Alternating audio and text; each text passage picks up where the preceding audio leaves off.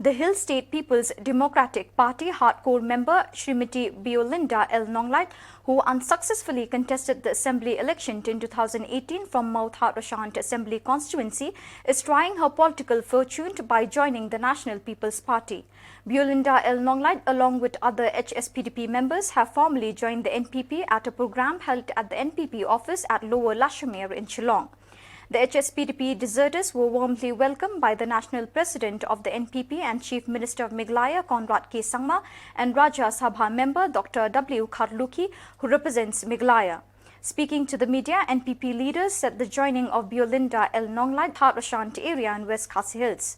Biolinda L. Nonglait lost the last election against its rival by a small margin of votes. Sir Conrad and Sir Kharluki, the President of the state, Deputy CM, Sir Preston Tinsong, Sir Macmillan, Sir Jigur, then is the President of the East Khasi Hills, whom I have just met today. Thank you so much, and also the other members, Sir Ruben, which I should not forget.